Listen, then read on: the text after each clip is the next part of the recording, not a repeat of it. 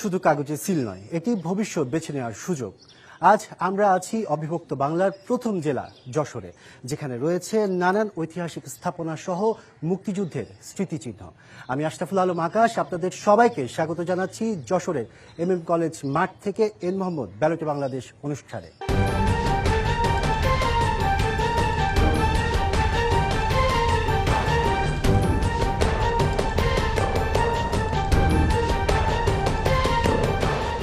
আমাদের সাথে রয়েছে যশোরের সম্মানিত ভোটার এবং আমন্ত্রিত 3 জন অতিথি। দর্শক, আমরা শুরুতেই আজকে যশোরের নানান বিষয় নিয়ে জানতে চেষ্টা করব, যার সংকট এবং সম্ভাবনার কথা। আমাদের সাথে আমাদের যশোর প্রতিনিধি মোহাম্মদ তহিদুর রহমান। আপনার কাছে শুরুতেই জানতে চাই, যশোরের যে সংকট সম্ভাবনা নিয়ে আপনি দীর্ঘ সময় ধরে কাজ করে আসছেন, আসলে আপনার মূল্যায়নে আপনি যশোরকে কিভাবে দেখছেন? মোহাম্মদ ওয়াটার ট্যাঙ্ক, যা পানিকে রাখে শতভাগ বিশুদ্ধ। এন মোহাম্মদ ওয়াটার ট্যাঙ্ক, বিশুদ্ধ পানির ব্যাগ। ধন্যবাদ। আসলে যশোর ইতিহাস ঐতিহ্যের জেলায় যশোর, কিন্তু এই সম্ভাবনাময় জেলাও এটি, কিন্তু এই বিভিন্ন যে সম্ভাবনাগুলো রয়েছে, যদি এখানকার ভোটার এবং মানুষের কথা বলি, তাহলে তাদের অভিযোগ যে সেই সম্ভাবনাগুলো যথাযথ বাস্তবায়ন করা হয়নি অথবা কাজে লাগানো হয়নি। যদি এই মুহূর্তে বলি, নানা সংকটেও যশোর কিন্তু নিমজ্জিত। আমাদের এই অঞ্চলে যদি সংকটের কথা প্রথমেই আসে, ভবদহ জলাবদ্ধতা এলাকা, 6 দশকের যে সমস্যা, এই সমস্যার পেছনে কিন্তু সরকারের প্রায় 1000 কোটি টাকা ব্যয় করা হয়েছে, কিন্তু তারপরও প্রতি বছর এই অঞ্চলের লক্ষ লক্ষ মানুষ পানিবন্দী অবস্থায় দিন যাপন করে। এবারও বর্তমান যে সরকার, তারাও 140 কোটি টাকার নতুন প্রকল্প সেনা তত্ত্বাবধানে কাজ শুরু করেছে। সেটা নিয়েও মানুষের মধ্যে প্রশ্ন রয়েছে যে অতীতের মতো যেন না হয়। একই সাথে কৃষি এবং শিল্প সম্ভাবনার জেলা যশোর, আর যোগাযোগ ব্যবস্থা সবকিছুর মূলে রয়েছে। এবং যশোর যে সম্ভাবনার জায়গা, সেটা হচ্ছে বাংলাদেশের একমাত্র জেলা যশোর, যেখানে সড়ক, রেল, নৌ এবং বিমান যোগাযোগ ব্যবস্থা রয়েছে। এই সম্ভাবনা থাকা সত্ত্বেও আমাদের এখানে যে নোয়াপাড়া নৌবন্দর রয়েছে, সেটাকে কিন্তু আজ পর্যন্ত পূর্ণাঙ্গ রূপ দেওয়া হয়নি। বেনাপোল স্থলবন্দর, আপনি জানেন যে দেশের 70% স্থলপথের আমদানি রপ্তানি হয়ে থাকে এই বন্দর দিয়ে, কিন্তু সেই তুলনায় এখানে অবকাঠামো সহ যে পদ্ধতিগত অর্থাৎ সিস্টেমের যে উন্নয়ন, সেটা করা হয়নি এই অঞ্চলের উন্নয়ন। একই সাথে কৃষিতে আমরা উদ্বৃত্ত জেলা, এই উদ্বৃত্ত জেলা হওয়া সত্ত্বেও কৃষিকে আরো এগিয়ে নিতে সুনির্দিষ্ট কোনো পরিকল্পনা নেই। কিছু অবকাঠামোগত উন্নয়ন হলেও সড়ক পথে দেখেছেন যে মহাসড়কগুলোতেও এখন ইট বেছানো পথে মানুষ চলাচল করছে, অর্থাৎ যোগাযোগ ব্যবস্থার উন্নয়নেও কোনো সেইভাবে উদ্যোগ নেই। এখানে স্বাস্থ্য ব্যবস্থায় সেই আগের তিমিরেই রয়ে গেছে, অর্থাৎ 16 বছর আগে এখানে মেডিকেল কলেজ চালু হয়েছে, কিন্তু আজ পর্যন্ত হাসপাতালটি তারা চালু করতে পারেনি। এখানে বিগত সময়ে করোনারি কেয়ার ইউনিট তৈরি করা হয়েছে, কিন্তু সেটা পূর্ণাঙ্গ রূপে আজও চালু করা যায়নি। এই ধরনের নানা যে সমস্যা রয়েছে, শিক্ষাক্ষেত্রেও এখানে সংস্কৃত বিশ্ববিদ্যালয় করার যে একটি দাবি রয়েছে কৃষি নির্ভর একটি কৃষি বিশ্ববিদ্যালয় করার, সেই দাবিগুলো দীর্ঘদিন ধরে উপেক্ষিত রয়ে গেছে। যশোরের গদখালির ফুলের কথা নিশ্চয়ই আপনারা জানেন, যে যশোরের গদখালির সেই ফুলের সম্ভাবনাটাও কিন্তু আস্তে আস্তে পেছনের দিকে এগোচ্ছে। যশোরের যে মৎস্য খাত ছিল, যশোরের এখান থেকে 70% মৎস্য পোনা সারা দেশে রেণুপোনা সরবরাহ করা হতো, সেখানে এখন যশোরই রেণুপোনার সংকটে ভোগে, অর্থাৎ সবকিছুই আমরা কিন্তু বঞ্চিত হতেই আছি। অথচ এইগুলি যদি সুষ্ঠু পরিকল্পনা এবং পরিকল্পনা অনুযায়ী বাস্তবায়ন করা হয়, তাহলে এখানে সুনির্দিষ্টভাবে মানুষের উন্নয়ন সম্ভব। এবং এই জেলা শহর হওয়া সত্ত্বেও যশোরের একটি বড় সমস্যা কিন্তু যানজট এবং জলাবদ্ধতা। শহরের যে নদীটি আপনারা দেখবেন, ভৈরব নদ, সেই নদটি সংস্কার নিয়েও নানা অভিযোগ রয়েছে, দুর্নীতির অভিযোগ এবং পরিকল্পনা ত্রুটিগত অভিযোগ। শহরে বৃষ্টি হলেই পানি জমে থাকে, মানুষের জীবনযাপন খুব কঠিন হয়ে পড়ে। নানা সমস্যায় কিন্তু যশোর জর্জরিত, যেটা নিয়ে মানুষের দাবি যে সুনির্দিষ্ট পরিকল্পনার ভিত্তিতেই এখানকার সম্ভাবনাগুলো কাজে লাগানো হোক। তহিদ, আপনাকে অসংখ্য ধন্যবাদ।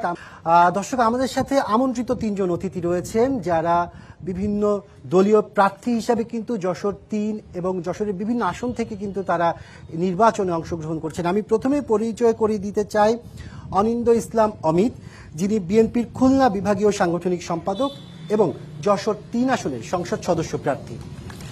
এছাড়া রয়েছেন রাশেদ খান, বাংলাদেশ ছাত্র ইউনিয়নের যশোর জেলার সভাপতি এবং যশোর 3 আসনের সংসদ সদস্য প্রার্থী হিসেবে তিনি এখান থেকে নির্বাচনে অংশগ্রহণ করছেন।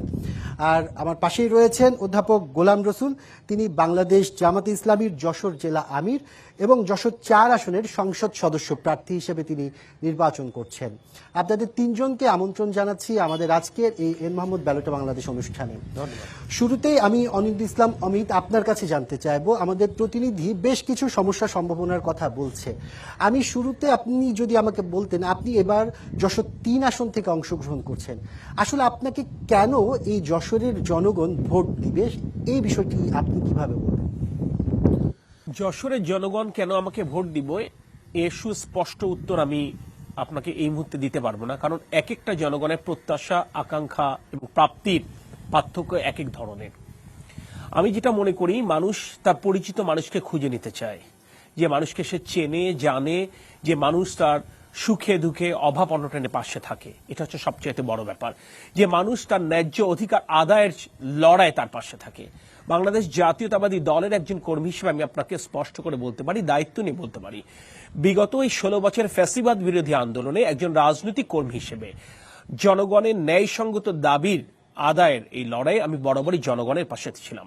তাদের আপদ বিপদ সুখে দুঃখে তাদের পাশে থাকবার চেষ্টা করেছি এবং জনগণের সাথে আমার এবং আমার দলের যে নিবিড় সম্পর্ক, আমি মনে করি সেই সম্পর্ক ভিত্তিতেই জনগণ সিদ্ধান্ত সঠিক নিবে বলে আমি আশা করি। ধন্যবাদ। ধন্যবাদ আপনাকে। অধ্যাপক গোলাম রসুল, আপনার কাছে জানতে চাইবো যে যেভাবে বললো, আসলে ভোটের যখন বিষয়টি আসে তখন প্রচারণার বিষয় আসে, ভোট চাওয়ার বিষয় আসে। আপনি নিশ্চয়ই ভোট চাচ্ছেন, প্রচারণা করছেন। আপনি কেন মনে করছেন যে যশোরের জনগণ আপনাকে ভোট দিবে এবার? আমাদের এখানে উপস্থিত আছেন খুলনা বিভাগের বাংলাদেশ জাতীয় দলের সাংগঠনিক সম্পাদক আমার চাচা অনিন্দ ইসলাম অমিত, আমাদের বাংলাদেশ কমিউনিস্ট পার্টি থেকে দাঁড়িয়েছেন রাশেদ খান। আমার সামনে অনেক দর্শক আছে, সবাইকে আমি সালাম এবং শুভেচ্ছা জানিয়ে আমি বলতে চাই, বাংলাদেশের মানুষ 15.5 বছর নির্যাতিত ছিল, নিষ্পেষিত ছিল, গণতান্ত্রিক অধিকার তাদের ছিল না, তাদের ভোটের অধিকার ছিল না। কিন্তু সেই প্রেক্ষাপটে বাংলাদেশ জামাত ইসলামের একজন কর্মী হিসেবে আমরা আমাদের জামাত ইসলামের সকল কর্মীদেরকে নিয়ে মানুষের গণতান্ত্রিক অধিকার প্রতিষ্ঠার জন্য, মানুষ যে নির্যাতিত হয়েছে, নিষ্পেষিত হয়েছে, সে অধিকার থেকে বঞ্চিত হয়েছে, সেটা উদ্ধার করবার জন্য 15.5 বছর আমরা সংগ্রাম করেছি। আমরা এই 15.5 বছর নির্যাতিত নিপীড়িত মানুষের পাশে ছিলাম। তাছাড়া বলা যায় একটা বিষয় যে জনগণ সবসময় চায় যে তাদের পাশে কারা আছে, তাদের চিকিৎসার জন্যে, তাদের যখন জুলুমের শিকার হয় সেই সময় তাদের পাশে কারা থাকবে।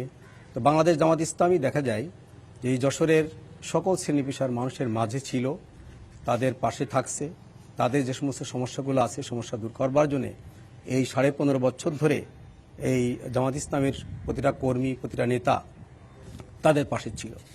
যার কারণে আমরা দেখতে পাচ্ছি জনগণের একটা আস্থার জায়গা তাদের তৈরি হয়েছে।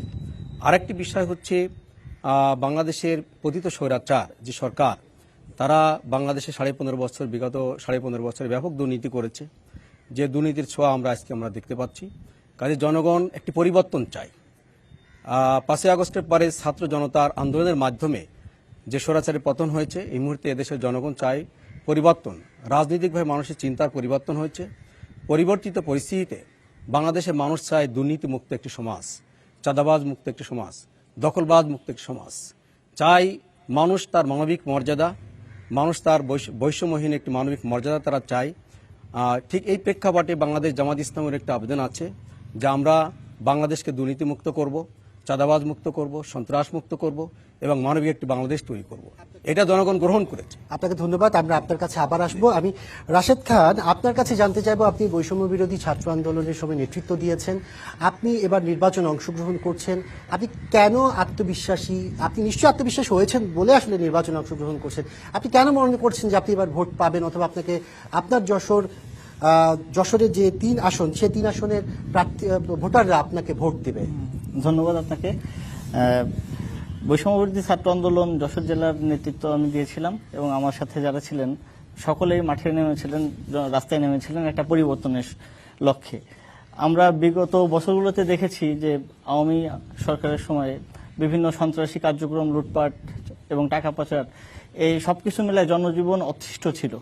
তো সেই দুর্নীতির সেই করাল গ্রাস থেকে মুক্তি পেতেই কিন্তু জনগণের স্বতঃস্ফূর্তভাবে রাস্তায় নামা এবং একটা ফ্যাসিস্ট সরকারের পতন ঘটানো। তো আমরা যেই কাঙ্ক্ষিত লক্ষ্যে রাস্তায় নেমেছিলাম সেই লক্ষ্যটা খুব বেশি বাস্তবায়িত হয়নি। 5ই আগস্টের পরে যারা এই আন্দোলনের নেতৃত্ব দিয়েছিলেন, যাদেরকে আমরা সমাজ বিপ্লবী হিসেবে দেখেছিলাম, তারাই বিভিন্ন রকম দুর্নীতি কিংবা ওই সেই পুরনো ব্যবস্থার ভিতরেই তাদেরকে আমরা বিলীন হয়ে যেতে দেখেছি। তো এই জায়গা থেকে আসলে আমাদের যে আকাঙ্ক্ষা, জনগণের সেই আকাঙ্ক্ষার জায়গাটা এখনো রয়ে গেছে। জনগণ পরিবর্তন চাই, জনগণ নতুন নেতৃত্ব চাই। তো সেই জায়গা থেকে আমি চেষ্টা করছি, এবার নির্বাচনে দাঁড়িয়েছি। বিগত বছরে আমরা যে বৈষম্যবিরোধী ছাত্র আন্দোলনটা করেছি, তার পরবর্তীতে আমি তো যশোর জেলার নেতৃত্বে ছিলাম। আমি কখনোই দুর্নীতিকে প্রশ্রয় দিইনি এবং একই সাথে আমি সবসময় জবাবদিহিতার সাথেই আমার কার্যক্রমটা পরিচালনা করার চেষ্টা করেছি। তো সেই জায়গা থেকে আমি আত্মবিশ্বাসী, জনগণ এবার ভোট দেবে এবং জনগণের সুখে দুঃখে আমি সবসময় পাশে থাকবো। এবং আমার দল বাংলাদেশের কমিউনিস্ট পার্টি, তারাও সবসময় এই কৃষক শ্রমজীবী মানুষের নিয়ে কাজ করে। বাংলাদেশের অধিকাংশ মানুষ, প্রায় 70% মানুষ কৃষক এবং শ্রমিক শ্রেণীর। তো আমরা চাই জনগণের সরকার হবে, এই কৃষক শ্রমিকের সরকারই সংসদে যাবে। বিগত বছরগুলোতে দেখবেন আমরা লাস্ট যে দ্বাদশ জাতীয় সংসদ নির্বাচন, সেখানেও প্রায় 78% মানুষ ব্যবসায়ীরা সংসদে গেছে। সংসদকে ব্যবসায়ীদের একটা ক্লাবে পরিণত করা হয়েছে। তো এটা আর আমরা চাই না। আমরা চাই জনগণের প্রতিনিধিত্ব সেখানে থাকুক, গরিব মানুষ এবং শোষিত জনগণের প্রতিনিধিত্ব সেখানে থাকুক। ধন্যবাদ আপনাকে। আমরা আপনাদের কাছে আবার আসবো। আমরা এখন যেতে চাই যশোরের যারা সম্মানিত ভোটাররা আছেন, আমরা আপনাদের কথা শুনবো, আপনাদের মন্তব্য জানতে চাইবো। প্রার্থীরা তাদের আত্মবিশ্বাসের কথা বলছেন যে কি কারণে এইখানকার ভোটাররা তাদেরকে ভোট দিবেন। আপনাদের মধ্য থেকে আসলে কারা বলতে চাচ্ছেন যে আপনাদের কি চাওয়া পাওয়া আছে ভোটার হিসাবে? আমার প্রশ্ন যশোর সদর 3-এর বিএনপির মনোনীত যিনি আছেন অনিন্দ ইসলাম অমিতের কাছে, যে আপনাদের বিগত 2001, 2006 বা 91-96 বিএনপি যেভাবে স্বাস্থ্য ক্ষেত্রে যশোরের উন্নয়ন করেছিল, যেমন করোনারি কেয়ার ইউনিটটা আপনার প্রয়াত পিতা স্থাপন করেছিলেন তরিকুল ইসলাম, এই করোনারি কেয়ার হার্টের চিকিৎসা নিয়ে করোনারি কেয়ার ইউনিটটা নিয়ে আপনার আগামী দিনের নির্বাচিত হওয়ার পরে আপনার চিন্তা কি? ধন্যবাদ আপনি।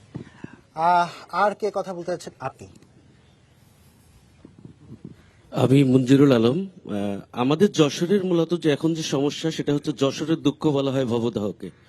তো আমার কাছে হচ্ছে জনাব অনিন্দ ইসলাম অমিত ভাইয়ের কাছে আমার প্রশ্ন, যে যশোরের ভবদাহ দীর্ঘদিন ধরে মানুষ পানিবন্দী, সরকার আসে সরকার যায়, ভবদাহের দুঃখ কিন্তু আর যায় না। এই না যাওয়ার কারণে দেখা যাচ্ছে অনেক সময় অনেক প্রজেক্ট আসে, যে প্রজেক্টের মাধ্যমে ওইখানকার স্থানীয় ইউনিয়ন পরিষদের মেম্বার থেকে শুরু করে এমপি, মন্ত্রী, সচিবালয় পর্যন্ত তার ভাগ বাটোয়ারা হয়ে যায়। তো এইটা হচ্ছে আমার মূল প্রশ্ন হচ্ছে ভবদাহের জলবদ্ধতা নিয়ে আপনার প্ল্যান কি, এবং জলবদ্ধতা থাকাকালীন ওই জায়গায় জনগণের এই আপৎকালীন সময়ে তাদের কি কি করণীয়? আমরা এই পাশ থেকে একজনের প্রশ্ন নিব। আপনি। আসসালামু আলাইকুম। যশোরে মাদক একটা বড় সমস্যা, মাদক সন্ত্রাস, এইটা বন্ধ করার ক্ষেত্রে আমাদের যারা প্রার্থী তারা কি ভূমিকা রাখবে? ধন্যবাদ। আরেকজন যদি। হ্যাঁ, জি, আসসালামু আলাইকুম। আমার প্রশ্নটা হচ্ছে জনাব রাশেদ খান এর কাছে। প্রশ্নটা হচ্ছে আমাদের, উনি যেহেতু যুবকদের নিয়ে অলরেডি কথা বলেছেন, যুবকদের নিয়ে, এবং অলরেডি বৈষম্য ছাত্র আন্দোলনের নেতৃত্ব দিয়েছিলেন। তো প্রশ্নটা হচ্ছে উনি অলরেডি বলেছেন মাদকে যে আসলে আমাদের যুব সমাজটা নষ্ট হয়ে যাচ্ছে। যেহেতু উনি যুবক, আমাদের সাইকোলজিটা উনি বেশি বুঝবেন। আমার চাওয়া হচ্ছে মানে ওনার পরিকল্পনাটা কি, উনি যদি নির্বাচিত হয় যুবকদের মাদক থেকে দূরে রাখতে বা মাদক থেকে বের করে নিয়ে আসতে ওনার পরিকল্পনাটি কি? আর আমার দ্বিতীয় প্রশ্ন হচ্ছে জনাব গোলাম রসুল স্যারের কাছে। প্রশ্নটা হচ্ছে আমরা আমাদের এই MM কলেজ, তারপরে হচ্ছে সিটি কলেজ বা অন্যান্য যত শিক্ষা প্রতিষ্ঠান আছে, শিক্ষা প্রতিষ্ঠান থেকে কিন্তু অনেক গ্রাজুয়েট বেকার বেরোচ্ছে, যেটা আমরা আমাদের বড় একটা সমস্যা। এই বেকারদের কর্মসংস্থানের ব্যাপারে উনি কি পরিকল্পনা করছেন, এটা যদি একটু ক্লিয়ার করে। আমরা দর্শক সারিতে যে ভোটাররা বসে আছেন তাদের কাছ থেকে আপনাদের তিনজনের জন্য বেশ কিছু প্রশ্ন পেয়েছি। আমরা প্রথমেই জানতে চাইব রাশেদ খান আপনার কাছে, যে বিষয়গুলো এসেছে, শিক্ষা ব্যবস্থা নিয়ে কথা এসেছে, এখানে চিকিৎসার ব্যবস্থা নিয়ে কথা এসেছে, দুর্নীতি নিয়ে কথা এসেছে। আপনার কাছে যে প্রশ্নটা ছিল আসলে দুর্নীতি সহ যে বিষয়গুলো, এগুলো নিয়ে আসলে আপনি কি ব্যবস্থা নিতে পারবেন যদি আপনি নির্বাচিত হতে পারেন? হ্যাঁ, আমাদের এই তরুণদের ভিতরে ইয়াং ভোটার যারা, এবারে নির্বাচনে প্রায় 38%, যশোর সদরের 3 আসনের 38% ইয়াং ভোটার। তো তারা একটা নির্বাচনের ক্ষেত্রে ডার্ক হর্স হতে যাচ্ছে। এবং আমরা দেখেছি যে আমাদের ইয়াং জেনারেশনের ভিতরে, বিশেষ করে শিক্ষিত জেনারেশনের ভিতরে কিন্তু এদের ওই কর্ম মানে কাজের কোনো নিশ্চয়তা নাই, তারা বেকার, অধিকাংশই বেকার। তো এই বেকারত্ব নিরসনের জন্য সবার আগে কাজ করা দরকার। যুব উন্নয়ন অধিদপ্তরের মাধ্যমে ট্রেনিং দিয়ে স্পেশালাইজড করে তাদেরকে কর্মক্ষম করে তোলা, এই চাকরির বাজারটা এখানে বৃদ্ধি করা। যশোরের যোগাযোগের ক্ষেত্রে যেহেতু একটা সুন্দর জেলা, তো সেই জায়গা থেকে আসলে এখানে ইপিজেড হচ্ছে, একটা প্রস্তাবিত ইপিজেড হচ্ছে, সেখানেও অনেক কর্মক্ষম মানুষের এখানে যুবকরা কর্মসংস্থানের সুযোগ পাবে। এবং পাশাপাশি এখানে মাদক নিয়ে একটা প্রশ্ন হলো যে মাদক নিয়ন্ত্রণের কাজ মাদকদ্রব্য নিয়ন্ত্রণ অধিদপ্তরের। তো মাদকদ্রব্য নিয়ন্ত্রণ অধিদপ্তরকে সবার আগে অ্যাক্টিভ হতে হবে। এবং একই সাথে যেহেতু সীমান্তবর্তী জেলার কারণে এখানে মাদকের অবাধ বিচরণটা কিন্তু বেশি অন্যান্য জেলার তুলনায়। তো সেই জায়গা থেকে বিজিবি সহ যারা বর্ডার গার্ড আছেন তাদেরকে এই ব্যাপারে অনেক অ্যাক্টিভ হতে হবে, তা না হলে আসলে এটা নিয়ন্ত্রণ করা সামাজিকভাবে একটু কষ্টকর। তারপরেও সামাজিকভাবে আমরা এটাকে নিয়ন্ত্রণ করতে পারি বিভিন্ন ক্যাম্পেইনিং এর মাধ্যমে। এবং পাশাপাশি আমাদের নারী ভোটারের সংখ্যা কিন্তু প্রায় 50%-এর কাছাকাছি। তো নারীদের কর্মসংস্থানের জন্য ব্যবস্থা করা, তাদেরকে হাতের কাজ সহ বিভিন্ন ধরনের কাজে অ্যাক্টিভ করে, সেটাকে নারীরা যদি কর্মসংস্থানের সুযোগ পায়, সেটা কিন্তু জাতীয় আমাদের যে জিডিপি সেটাতে তারা আরো বেশি যোগান দিতে পারবে। এবং পাশাপাশি আমাদের শিক্ষা সংস্কৃতির দিক থেকে আমি বলতে চাই, যশোর হলো সংস্কৃতির একটা তীর্থভূমি বলা যায়। তো এখানে আমরা দেখতে পাই যে অনেকগুলো সাংস্কৃতিক সংগঠন আছে, তারা সরকারি পৃষ্ঠপোষকতা খুব বেশি পায় না। তো সরকারের পক্ষ থেকে উচিত, আমাদের সরকার যদি ক্ষমতায় আসে সেক্ষেত্রে সংস্কৃতির দিক থেকে আমরা তাদেরকে পৃষ্ঠপোষকতা করতে চাই। এবং স্থানীয় সরকার দেখেন, একজন এমপির কাজ কখনো স্থানীয় সরকারের এই রাস্তাঘাট নির্মাণ করা এগুলো না, বরং স্থানীয় সরকারটাকে তদারকি করা। তো আমাদের সরকার স্থানীয় সরকারকে জোর দেবে, স্থানীয় সরকার যেন তার কাজটা ঠিক মতো করতে পারে। ধন্যবাদ আপনার কাছে। আমি আবার আসবো। আমি অধ্যাপক গোলাম রসুল আপনার কাছে জানতে চাই, আপনার কাছে কয়েকটি প্রশ্ন এসেছিল যারা দর্শক সারিতে আছেন, আসলে আপনি সেগুলোকে কিভাবে দেখবেন যদি আপনি নির্বাচিত হয়ে আসতে পারেন? আমার প্রথম বক্তব্য হচ্ছে, আমরা আজকে এখানে যে দাঁড়িয়ে কথা বলার সুযোগ পেয়েছি, যাদের রক্তের বিনিময়ে, সেটা আমাদেরকে ভাবতে হবে। আমাদের তরুণ প্রজন্ম 24 সালের আগস্ট মাসে যে বিপ্লবটা করেছে, তাদের জীবন দিয়ে, রক্ত দিয়ে একটি স্বৈরাচারী সরকারের পতনের মাধ্যমে আমাদেরকে কথা বলার সুযোগ সৃষ্টি করে দিয়েছে। কারণ এই তরুণ প্রজন্ম, তারা চেয়েছিল বৈষম্যহীন এক মানবিক একটি বাংলাদেশ। কাজে তাদের যে চেতনা ছিল, সেই চেতনার আলোকে আমি বলতে চাই যে আমাদের এখানে যে সমস্যাগুলোর কথা আসছে, একটা হচ্ছে ভবদার জলাবদ্ধতা। ভবদা কিন্তু শুধু যশোর না, গোটা বাংলাদেশের একটি সমস্যা, যেখানে কয়েকশো গ্রাম প্লাবিত।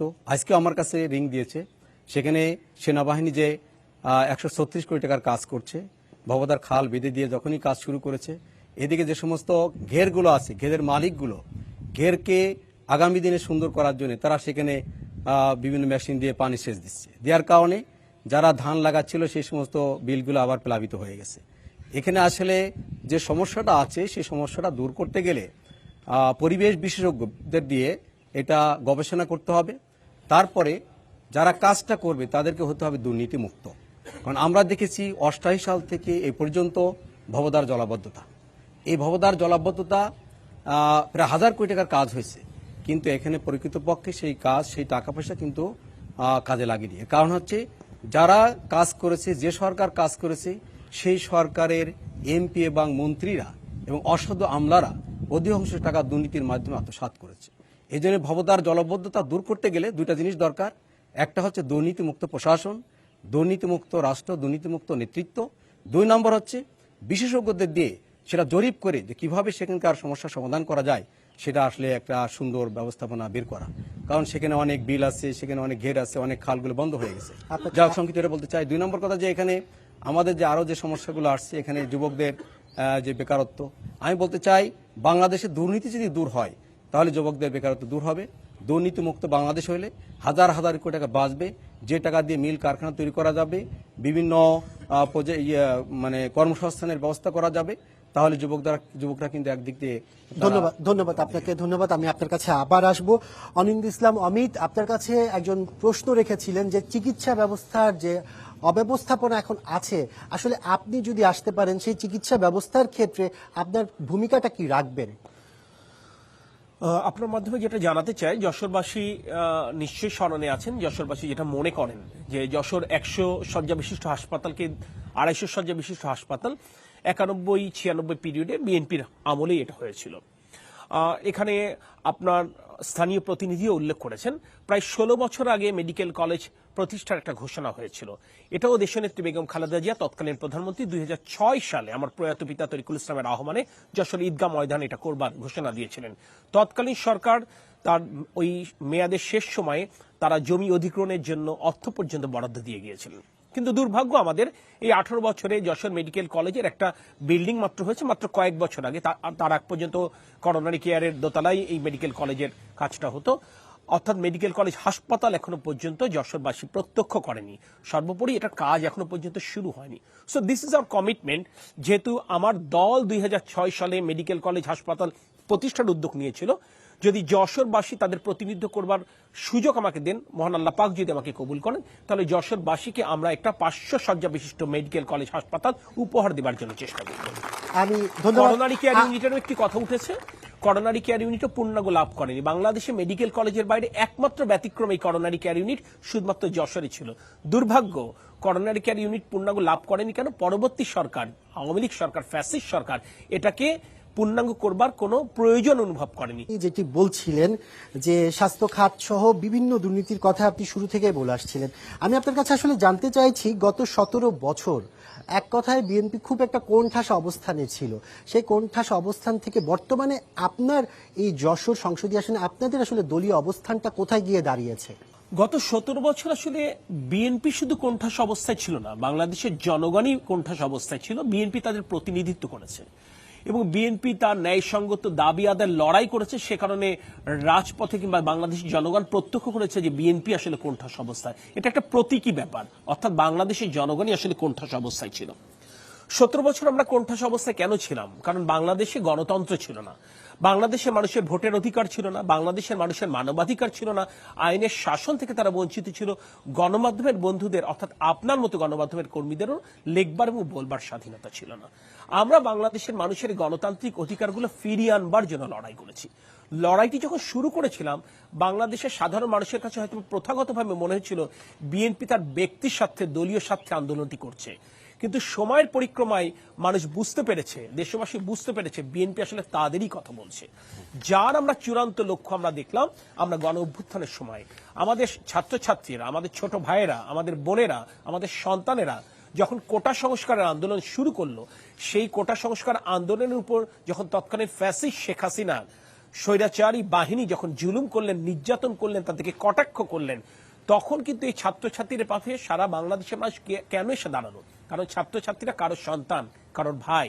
তারা নিজেদের দীর্ঘদিনের 16 বছর 17 বছরের বঞ্চনা, দুঃখ কষ্টের সাথে এই সাধারণ ছাত্রছাত্রীদের দুঃখ কষ্টের কে তারা কানেক্টেড ফিল করলো। দ্যাটস ওয়াই এই জিনিসটা করলো। তো এখানে তো মূল যে জায়গাটা, আমরা গণতন্ত্র প্রতিষ্ঠা করতে চাই এবং গণতন্ত্র প্রতিষ্ঠা করবার লড়াইয়ে আমার ছোট ভাই রাশেদের যেমন স্যাক্রিফাইস রয়েছে, আমার মুরব্বী গোলাম রসুল সাহেব তার এবং তার দলেরও স্যাক্রিফাইস রয়েছে। আমরা মনে করি আগামীর যে নতুন বাংলাদেশ আমরা গড়তে চাই, বাংলাদেশ একটি গণতান্ত্রিক বাংলাদেশ এবং সমাজের সর্বক্ষেত্রে গণতন্ত্রায়ন, সেটার জন্য আলাদাভাবে কোনো রাজনৈতিক দল শুধু উদ্যোগ নিলে হবে না, একটি সম্মিলিত এবং সমন্বিত উদ্যোগের প্রয়োজন, যেই উদ্যোগের সাথে সমগ্র দেশবাসীরও একটা সংযোগ স্থাপিত হতে হবে। আমরা যার যার রাজনৈতিক এজেন্ডা নিয়ে আমরা কাজ করব, কিন্তু যদি গণতন্ত্রের সপক্ষে যদি আমরা একতাবদ্ধ থাকি, ফ্যাসিস্টের বিপক্ষে যদি একতাবদ্ধ থাকি, আধিপত্যবাদী শক্তি এবং সাম্রাজ্যবাদী শক্তির বিরুদ্ধে যদি আমরা একতাবদ্ধ থাকি, আমি তো নতুন সূর্যোদয় অবশ্যম্ভাবী আমি দেখতে পাচ্ছি। ধন্যবাদ আপনাকে। আমি আপনার কাছে আবার আসব। আমি অধ্যাপক গোলাম রসুল আপনার কাছে জানতে চাইবো যে 17 বছরের কথা যদি বলি, বাংলাদেশ জামাত ইসলামী কিন্তু কোনো সক্রিয়ভাবে রাজনীতি করতে পারেনি। এখন এত বছর পর, গত 1.5 বছর আপনারা রাজনীতিতে এসেছেন, প্রকাশ্যে রাজনীতি করছেন, সবকিছু মিলে এখন আসলে আপনার অবস্থানটা যশোরে কেমন বলে মনে করেন এবং আপনার দলীয় অবস্থানটা কেমন দেখছেন? আসলে 17.5 বছর যদি আমরা প্র্যাকটিক্যাল প্রকাশ্যে আমরা রাজনীতি করতে পারিনি, আমরা নির্যাতিত ছিলাম। এদেশের সকল শ্রেণী পেশার মানুষের অধিকার প্রতিষ্ঠার জন্যই কিন্তু আমরা আন্দোলন করেছি। বিশেষ করে বিগত স্বৈরাচারী সরকার সকল জায়গায় দলীয়করণ করেছিল। চাকরি বলেন, ব্যবসা বলেন, বাণিজ্য বলেন, রাষ্ট্র কর্তৃক যে সুযোগ সুবিধা দেওয়া হয়, বিজেপ কার্ড বলেন, টিসিবির কার্ড বলেন, মাতৃত্বকালীন সেবা বলেন, বিধবা ভাতা বলেন, সব জায়গায় থেকে কিন্তু তারা দলীয়করণ করেছে। আমরা এই দলীয়করণের বিরুদ্ধে কিন্তু আমরা আন্দোলন করেছি। আমরা জনগণের পাশে ছিলাম। যেহেতু জনগণের গণতান্ত্রিক অধিকার প্রতিষ্ঠার জন্য বাংলাদেশ জামাত ইসলামী সহ বিএনপি সহ বিভিন্ন রাজনৈতিক দল আন্দোলন করেছে, আমরাও তাদের সাথে আন্দোলন করেছি। এদেশের মানুষের বিরুদ্ধে যে অবিচার অত্যাচার করা হয়েছিল, আমরা তাদের পাশে ছিলাম। কাজে আজকে জনগণ কিন্তু বিশ্বাস করে যে আমরা বাংলাদেশ জামাত ইসলামী যে আন্দোলনটা করেছি এবং তাদের পাশে ছিলাম, জনগণ কিন্তু আমাদের পাশে আজকে থাকতে চায়। আর বিশেষভাবে বৈষম্যবিরোধী আন্দোলন, তারা যেভাবে গোটা ছাত্র সমাজ জনগণকে ঐক্যবদ্ধ করে স্বৈরাচারের বিরুদ্ধে আন্দোলন করেছে, আমরা চাই এদেশের যদি আমরা উন্নয়ন করতে চাই, উন্নতি করতে চাই, তাহলে বৈষম্যবিরোধী ছাত্র আন্দোলন যেভাবে গোটা জাতিকে ঐক্যবদ্ধ করেছিল, আমরাও চাই এদেশের সকল রাজনৈতিক দল, সকল গণতান্ত্রিক দল, সকল দলকে নিয়ে জাতীয় ঐক্যের মাধ্যমে আমরা দেশের উন্নয়ন চাই। কাজে জনগণ এটাই চায়। এই জন্য আমি চাই যে আমরা যেটা চাচ্ছি যে গোটা জাতিকে ঐক্যবদ্ধ করে সামনে আমরা অগ্রসর হব। সেক্ষেত্রে আমরা বলেছি যে এই দেশ স্বাধীন হয়েছে 54 বছর। এই 54 বছরের মধ্যে যারা ক্ষমতায় ছিল বিভিন্ন সময়, সব সময় কিন্তু দুর্নীতি হয়েছে এবং এই দুর্নীতিটা শুরু হয়েছে কিন্তু এমপি এবং মন্ত্রীদের মাধ্যমে। যারা ক্ষমতাসীন দলের নেতাকর্মী ছিল তারাই দুর্নীতি করেছে। বাংলাদেশে জামাত ইসলামীর এই পর্যন্ত প্রায় 66 জন এমপি ছিল। জামাত ইসলামীর কোনো এমপি কিন্তু কখনো কোনো জায়গায় দুর্নীতির দায়ে অভিযুক্ত হয়নি। কাজেই বাংলাদেশ জামাত ইসলামী দুর্নীতিমুক্ত একটি সংগঠন, দুর্নীতিমুক্ত রাষ্ট্র চায়, দুর্নীতিমুক্ত সমাজ চায়। কাজে বাংলাদেশের মানুষও কিন্তু সেটা চাই। এই জন্য আমরা দেখেছি জামাত ইসলামীর আমির ডাক্তার শফিকুর রহমানের ঘোষণা সুস্পষ্ট, আমরা যদি বাংলাদেশের মানুষের ভালোবাসা নিয়ে, বাংলাদেশের মানুষ যদি আমাদেরকে সমর্থন করে দেশ পরিচালনার দায়িত্বভার দেয়, তাহলে আমরা বলেছি আমরা বাংলাদেশকে দুর্নীতি মুক্ত করব, ধন্যবাদ, সন্ত্রাস মুক্ত করব, চাঁদাবাজ মুক্ত। ধন্যবাদ আপনাকে। রাশেদ খান, আপনার কাছে জানতে চাইবো, আসলে জুলাই অভ্যুত্থানে আপনারা যে নেতৃত্ব দিয়েছেন, জুলাই অভ্যুত্থান পরবর্তী এই সময়টাতে আসলে আপনারা নিজেকে কতটুকু শক্তিশালী মনে করছেন রাজনৈতিক পর্যায়ে, আর এই শক্তিটাকে আসলে কতটুকু ভোটের মাঠে প্রয়োগ করতে পারবেন? দেখেন, জুলাইয়ে যারা নেতৃত্ব দিয়েছিল তারা তো শুধু একটা দলে নাই, বিভিন্ন দলে আছে। এখানে বিএনপি ছিল, জামাত ইসলাম ছিল, কমিউনিস্ট পার্টি ছিল, কিংবা আমাদের ছাত্র সংগঠনগুলো ছিল, এনসিপি ছিল। তো সকলে মিলে জুলাই গণ অভ্যুত্থান নেতৃত্ব দিয়েছে। কিন্তু জুলাই অভ্যুত্থান পরবর্তী সময়ে সেই ঐক্য কিন্তু আর ধরে রাখা যায়নি বিভিন্ন দলীয় ব্যক্তিগত স্বার্থের কারণে, এটা বাস্তব কথা। একই সাথে আমি একজন কমিউনিস্ট আদর্শে বিশ্বাসী একজন মানুষ। তো আমাদের এই যে কমিউনিস্ট পার্টির যে ইতিহাস, সেটা 100 বছরের অধিক সময় পুরাতন। এখানে তেভাগা আন্দোলন থেকে শুরু হয়ে ঔপনিবেশিক শাসন, তাদের আন্ডারে যে সামন্ত জমিদার ছিল, তাদের জমিদারদের শাসন শোষণের বিরুদ্ধে এই কৃষক শ্রমিক মানুষদেরকে এক জায়গায় করার কাজটা কমিউনিস্ট পার্টি প্রথম শুরু করেছিল। এবং তারই ধারাবাহিকতায় কিন্তু এই জনগণের মুক্তির লড়াই সংগ্রামে কিন্তু তারা এখনো পর্যন্ত আছে এবং কৃষক শ্রমিকের মুক্তির লড়াইয়ে তারা এখনো পর্যন্ত কাজ করে যাচ্ছে। তো সেই জায়গা থেকে আসলে আমরা যেটা চাই যে মৌলিক অধিকার, মানুষের মৌলিক অধিকারের জায়গাটা সবার আগে সরকার নিশ্চিত করবে। শিক্ষা, স্বাস্থ্য, এই দুইটা বিষয়। আমরা স্বাস্থ্যক্ষেত্রের কথা বলছি, আমাদের এই জনগণ, আমরা কিন্তু জনগণের কাজের মাধ্যমে কিন্তু আমরা টোটাল দেশের জিডিপিটাকে সচল রেখেছি, দেশের অর্থনৈতিক অবস্থা সচল রেখেছি। সেক্ষেত্রে জনগণ যখন অসুস্থ হয়ে যাচ্ছে তখন কিন্তু তার পকেট কাটা যাচ্ছে, কিংবা এটা দুরারোগ্য ব্যাধিতে পড়লে সর্বশান্ত হয়ে যাচ্ছে। এই চিকিৎসার দায়িত্ব তো রাষ্ট্রের নেওয়া উচিত ছিল। একজন ঝরে পড়া শিক্ষার্থীর দায়িত্ব তো রাষ্ট্রের নেওয়া উচিত ছিল, তো সেই জায়গা কিন্তু আমরা দেখতে পাচ্ছি না। বাংলাদেশে প্রতি 2200 জন জনগণের জন্য একজন মাত্র স্পেশালাইজড ডক্টর। তো এই ডক্টর, তো আমাদের ডক্টরের সংখ্যা বাড়াতে হবে, তার জন্য কি করতে হবে? শিক্ষা ক্ষেত্রে বরাদ্দ দিতে হবে। তো শিক্ষা ক্ষেত্রে, স্বাস্থ্য ক্ষেত্রে যদি আমরা বরাদ্দ না দিই, এই সেবামূলক খাতে যদি আমরা বরাদ্দ না দিই, তাহলে তো দেশের অবকাঠামোগত শুধু উন্নয়ন করে তো সেটাকে উন্নয়ন বলে না। দেশের জনগণের উন্নয়নটাই হচ্ছে অ্যাকচুয়াল উন্নয়ন বলে। তো আমরা সেই জায়গা থেকে কাজ করে যেতে চাই, এবং বাংলাদেশের কমিউনিস্ট পার্টিও সেই মানুষের মুক্তির সংগ্রামে বিশ্বাস করে, জনগণের মুক্তিতে বিশ্বাস করে। এবং পাশাপাশি আপনি দেখে থাকবেন যে আমাদের গণতান্ত্রিক যুক্ত ফ্রন্ট গঠিত হয়েছে। গণতান্ত্রিক যুক্ত ফ্রন্টের একজন প্রতিনিধি হিসেবেই আমি এবার 3 আসনে ইলেকশন করছি, এবং আমরা চাই যে দেশের জনগণ, শ্রমিক শ্রেণীর জনগণটাই সংসদে যাক এবং সংসদে তাদের প্রতিনিধিত্ব থাকুক। আমরা এই পর্যায়ে জানতে চাইবো এখানকার যারা সম্মানিত ভোটাররা আছেন তাদের মতামত সম্পর্কে। বেশ কয়েকজন হাত তুলেছেন ইতিমধ্যে। আমরা প্রথমে আপনার কাছে জানতে চাইবো যে আমরা এখন পর্যন্ত জানি প্রায় 30 লাখেরও বেশি মানুষ কিন্তু এই যশোরের 6টি সংসদীয় আসনে রয়েছে। আপনারা সেখানকার মধ্যে একজন ভোটার, সে ভোটার হিসেবে আপনাদের অনেক প্রত্যাশা থাকে। সেই প্রত্যাশার জায়গা থেকে আসলে আপনি কি চাচ্ছেন যারা প্রার্থীরা আছেন তাদের কাছ থেকে, অথবা যারা আগামী সংসদ নির্বাচনে নির্বাচিত হয়ে আসবে তাদের কাছে আপনাদের চাওয়াটা কি?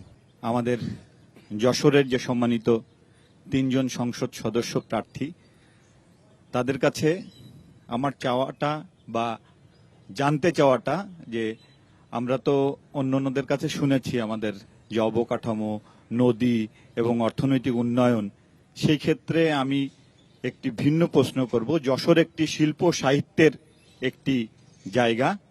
যশোরের যে ঐতিহ্য, শিল্প সাহিত্যের যে ঐতিহ্য, যশোরে প্রায় 32টি সাংস্কৃতিক সংগঠন আছে। আমার জানতে চাওয়া যে আপনারা যারা সামনে নির্বাচনে প্রতিনিধি হয়ে আসবেন, আমাদের যশোরের শিল্প সংস্কৃতিকে উন্নয়নের ক্ষেত্রে আপনারা কি ধরনের উদ্যোগ গ্রহণ করবেন, এবং যশোরকে সাংস্কৃতিক একটা পরিমণ্ডলের যে যশোরের যে ঐতিহ্য সেটি রক্ষা করার জন্য আপনারা কি দায়িত্ব গ্রহণ করবেন, এটা একটু আমার জানতে চাওয়া। ধন্যবাদ আপনাকে। আপনি নিশ্চয়ই ভোটার হয়েছেন। আপনি কি প্রথম ভোটার নাকি এর আগেও ভোট দিয়েছেন? প্রথম ভোটার হিসেবে আসলে আপনাদের চাওয়া পাওয়াটা কি? এখানে আমাদের তরুণ নেতৃত্ব থেকে শুরু করে বিভিন্ন দলের প্রার্থীরা কিন্তু এখানে আছে, তাদের কাছে আসলে আপনাদের চাওয়া পাওয়াটা কি থাকবে? আমি যশোরেরই একজন নাগরিক, এই নতুন ভোটার হয়েছি। আমার বয়স হয়েছে আরো 4-5 বছর আগে, কিন্তু ফ্যাসিস্ট সরকারের জন্য আসলে আমার ভোট দেওয়ার সৌভাগ্যটা হয়ে ওঠেনি। তো এবারই আমার ভোট দেওয়ার একটা সৌভাগ্য হয়েছে নতুন করে। তো সেখান থেকে আমার জামাতে ইসলামের অধ্যাপক গোলাম রসুল স্যারের কাছে আমার একটু প্রশ্ন, যে আমরা তো আসলে বিগত বছরগুলোতে দেখেছি যে নারীরা বিভিন্ন ক্ষেত্রে নির্যাতিত, নিষ্পেষিত এবং বিভিন্ন বৈষম্যের শিকার হয়েছে। তো সেখান থেকে কর্মক্ষেত্রেও আমরা নারীদের ক্ষেত্রে এবং পুরুষদের ক্ষেত্রে ভীষণ বড় একটা বৈষম্য আমরা দেখতে পেয়েছি। তো সেখান থেকে আমার কথা কি, যে আপনারা যদি ক্ষমতায় আসেন বা আপনারা যদি সংসদে যান, তো সেখান থেকে আপনারা নারীদের জন্য আসলে কি করতে চাচ্ছেন সেটা একটু যদি বলতেন, বা আপনাদের নারীদের নিয়ে কিরকম চিন্তাধারা সেটা যদি একটু বলতেন তাহলে ভালো হতো। ধন্যবাদ আপনাকে। আমরা এখানে যারা ভোটাররা আছেন, ভোটারদের থেকে বেশ কিছু প্রশ্ন পেয়েছি। আমরা এখন আমাদের আলোচকদের কাছে ফিরে যেতে চাই। অধ্যাপক গোলাম রসুল, আপনার কাছে প্রথমে আসবো আমি। যে প্রশ্নটি এসেছে আসলে নারীদের কথা, এই নারীদের কথাটা কি আসলে আপনি কিভাবে দেখছেন? নারীদের নিরাপত্তার বিষয় আছে, নারীদের শিক্ষা ক্ষেত্রের বিষয় আছে, কর্মক্ষেত্রের বিষয় আছে। আপনি আসলে এই ভোটের মাঠে যদি বিজয়ী হয়ে আসতে পারেন, তাহলে আপনি প্রথম কোন উদ্যোগটি নেবেন? যে প্রশ্নটি আপনার জন্য এসেছিল। আমার জন্য প্রশ্ন এসেছে আমাদের নারীদের ব্যাপারে।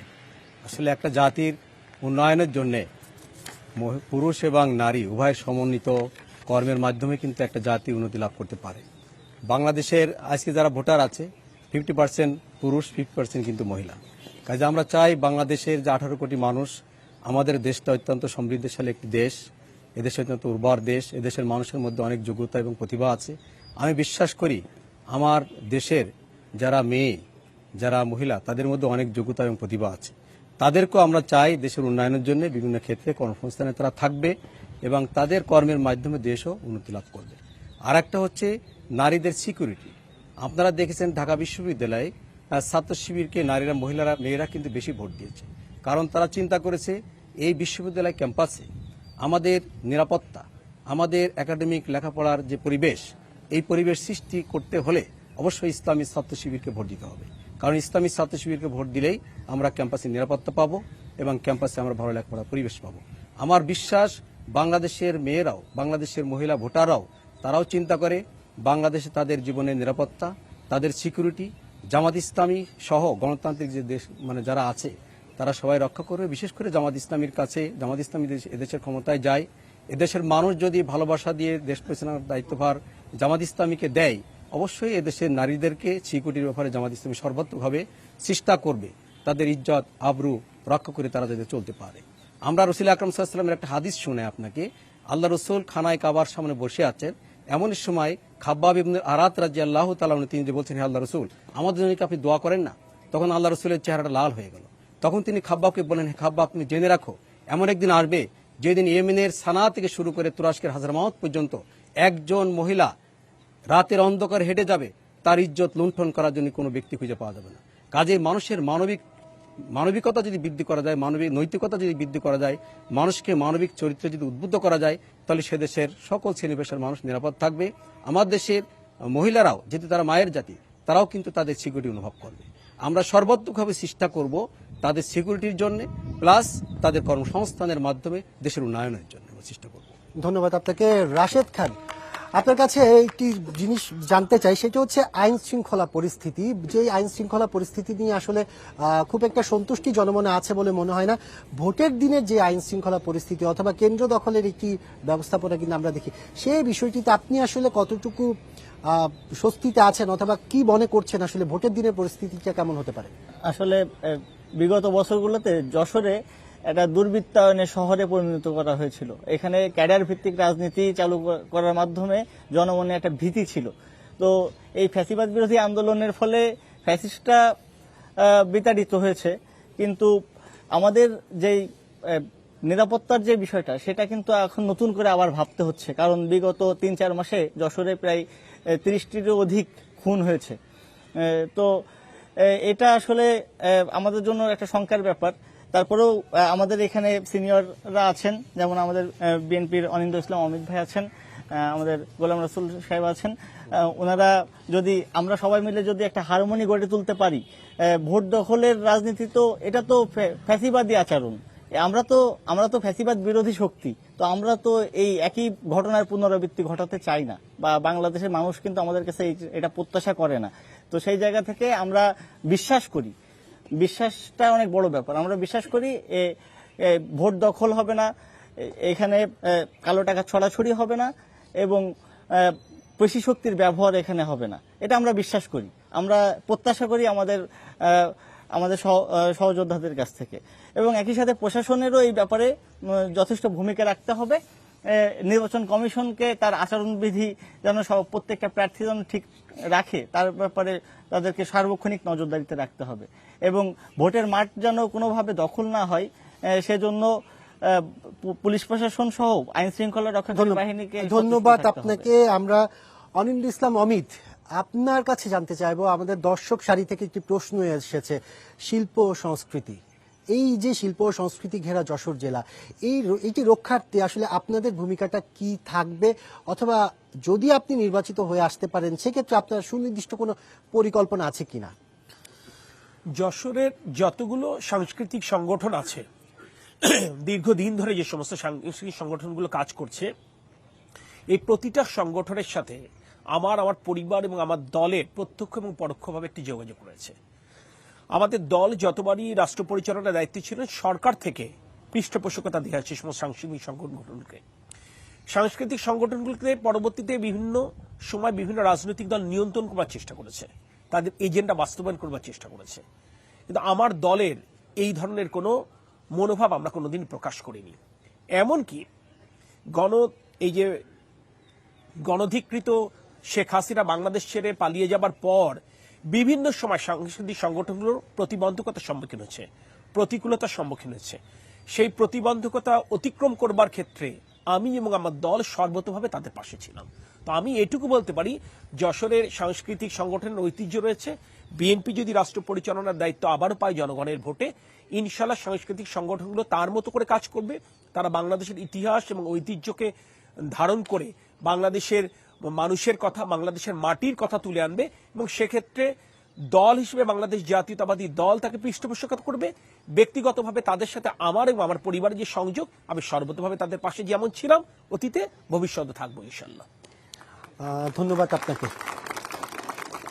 আমি ছোট করে এক মিনিট করে আপনাদের সবার কাছে জানতে চাইবো, আপনারা যে বিজয়ী হয়ে আসেন না কেন, যদি প্রথমে আমি আপনার কাছে জানতে চাইবো অধ্যাপক গোলাম রসুল, যদি আপনি বিজয়ী হয়ে আসেন তাহলে যারা পরাজিত হবে তাদের ক্ষেত্রে আসলে আপনার আচরণটা কি থাকবে? পূর্বে আমরা বেশ কিছু অভিজ্ঞতা আছে, ছোট করে যদি একটু বলেন। আমরা রাজনৈতিক বিভাজন ভুলে যেতে চাই। 15.5 বছর আওয়ামী লীগ নাশকতার মামলা দিয়ে বিভিন্ন হয়রানি করে দেশের মানুষের মধ্যে, পরিবারের মধ্যে, বংশের মধ্যে, গ্রামে যে বিভাজন সৃষ্টি করেছে, এটা আমরা ভুলে যেতে চাই। আমরা যদি দেশের মানুষের ভালোবাসায় ক্ষমতা আসতে পারি, আমরা সকল মানুষের, সকল শ্রেণীর, সকল রাজনৈতিক দলের নেতৃবৃন্দকে নিয়েই সুন্দর বাংলাদেশ গড়বার জন্য আমরা চেষ্টা করবো ইনশাআল্লাহ। ধন্যবাদ। রাশেদ খান।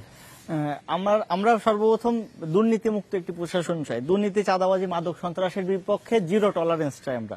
এবং বাংলাদেশ হলো পিপল রিপাবলিক অব বাংলাদেশ। তো এই রিপাবলিক কি? রিপাবলিক হলো আমাদের জনগণ, জনগণের অধিকার সম্পর্কে সচেতন হওয়া। আমার দেশের জনগণ যেন থানায় জিডি করতে গেলে কারোর রেফারেন্স না লাগে, একটা হসপিটালে যেন ভর্তি হতে গেলে তার জন্য সিটের জন্য নেতাদের ফোন দেওয়া না লাগে। আমরা এই বাংলাদেশটা দেখতে চাই, যে প্রত্যেকটা বাংলাদেশের প্রত্যেকটা নাগরিক তার নাগরিক মর্যাদার সাথে বসবাস করবে। ধন্যবাদ আপনাকে। অনিন্দ ইসলাম অমিত, একদম ছোট করে আপনার কাছে জানতে চাইবো, যদি বিজয়ী আসতে পারেন তাহলে যারা আপনার সাথে পরাজিত হবে তাদের সাথে আসলে আপনার আচরণ অথবা তাদের সাথে সমন্বিত হয়ে কোনো কাজ করবেন কিনা? যশোরে আসলে আমার কিংবা আমাদের কোনো শত্রু নেই, সকলে আমাদের স্বজন, সকলেই বন্ধু। পরাজিত শক্তির ক্ষেত্রে কেমন আচরণ করব তার নজির মনে হয় 5ই আগস্ট 2024 গণ অভ্যুত্থান পরবর্তী সময়ে আমি এবং আমার দল যশোরে স্থাপন করতে পেরেছি। আমরা যে প্রতিহিংসার রাজনীতিতে বিশ্বাস করি না, বাংলাদেশের জনগণের জান মালের নিরাপত্তা নিশ্চিত করবার জন্য যে আমরা সদা সতর্ক, সেটি মনে হয় নজির আমরা গত 15-16 মাসে স্থাপন করেছি। ইনশাল্লাহ আপনারা দেখবেন আগামীতে বাংলাদেশের জনগণ আমাদেরকে যেখানেই রাখুক না কেন, জনগণের পাশে বাংলাদেশ জাতীয়তাবাদী দল থাকবে, আমিও থাকবো ইনশাল্লাহ। আর আমার পাশে যারা দাঁড়িয়ে আছেন, রাশেদ কিংবা অধ্যাপক গোলাম রসুল, তাদের সাথেও আমার ব্যক্তিগত যে হৃদ্যতা, তাদের দলের সাথে আমার যে সংযোগ, নিশ্চিত থাকতে পারেন আমরা সকলে মিলেই নতুন বাংলাদেশ করব। আপনাদের তিনজনকে অসংখ্য ধন্যবাদ আমাদের পুরো আয়োজনে সময় দেওয়ার জন্য। এছাড়া ধন্যবাদ জানাচ্ছি যারা দর্শকরা আছেন, ভোটাররা আছেন, এই পুরো আয়োজনে যারা উপস্থিত ছিলেন তখন সবাইকে ধন্যবাদ জানাচ্ছি। দর্শক, আজ এই পর্যন্ত, দেখা হবে অন্য কোনো জেলায় এর মোহাম্মদ ব্যালটে বাংলাদেশ অনুষ্ঠানে।